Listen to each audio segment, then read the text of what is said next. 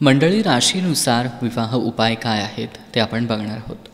बऱ्याचदा लग्नाला विलंब होतो किंवा जुळलेलं लग्न तुटतं. या अडचणीवर मात करण्यासाठी आज आम्ही तुम्हाला राशीनुसार विवाहाचे उपाय सांगणार आहोत. ज्या लोकांचं लग्न होणार आहे किंवा लग्न होण्यास उशीर होत असेल तर आपल्या राशीनुसार लग्नासाठी सांगितलेल्या देवदेवतांच्या पूजा करून तुम्ही तुमच्या वैवाहिक जीवनात सदैव प्रेम, आनंद आणि शांती आणू शकता. चला तर मग वैवाहिक जीवनातील समस्यांवर राशीनुसार ते कोणते सोपे उपाय आहेत ते बघूयात. सगळ्यात पहिली रास अर्थातच मेष. मेष राशीच्या लोकांनी लवकर लग्न होण्यासाठी भगवान श्री गणेशाची पूजा करावी. त्यांना दुर्वा अर्पण करून प्रसाद म्हणून मोदक अर्पण करावा आणि नंतर गणगण गणपतये नमः या मंत्राचा 9 माळी जप करावा. आणि मेष राशीच्या लोकांनी लग्नाच्या बोलणी दरम्यान लाल किंवा गुलाबी रंगाचे कपडे घालावेत. पुढची आहे वृषभ राशी.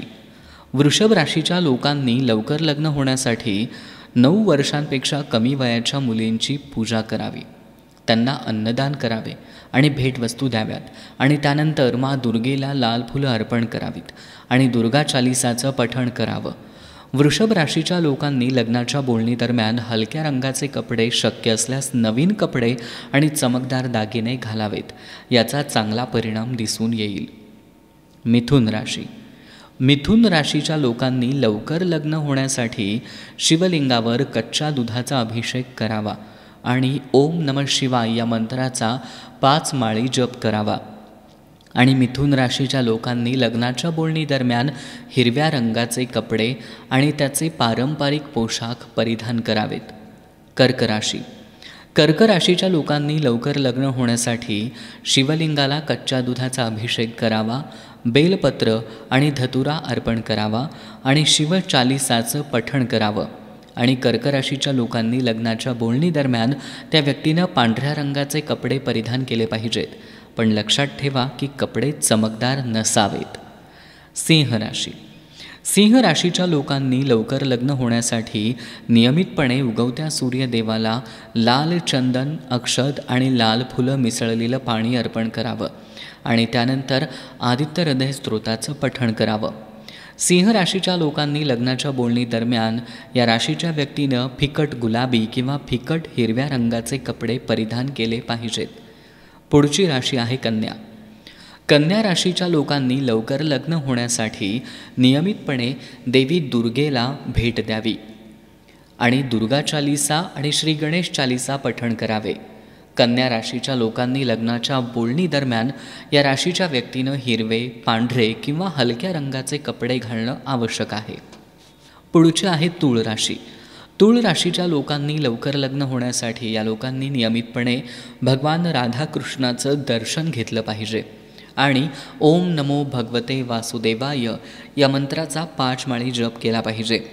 तूळ राशीच्या लोकांनी लग्नाच्या बोलणी दरम्यान या राशीच्या व्यक्तीनं पांढरे, गुलाबी आणि पिवळ्या रंगाचे कपडे, शक्य असल्यास नवीन कपडे परिधान करावेत. वृश्चिक राशी.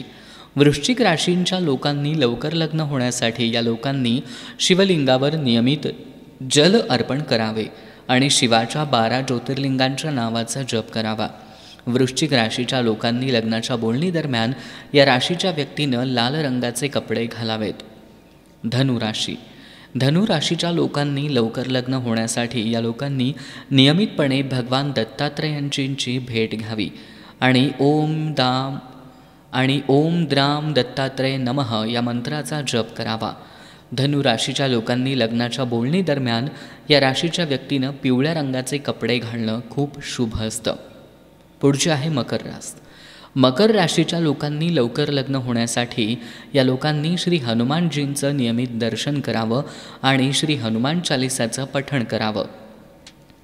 मकर राशीच्या लोकांनी लग्नाच्या बोलणी दरम्यान या राशीच्या व्यक्तीनं विशेषतः आकाशी निळे आणि निळ्या रंगाचे कपडे परिधान केले पाहिजेत. याच्या पुढची राशी कुंभ. कुंभ राशीच्या लोकांनी लवकर लग्न होण्यासाठी या लोकांनी नियमितपणे भगवान श्री सीतारामाचं दर्शन घ्यावं आणि रामरक्षा स्तोत्राचं पठण करावं.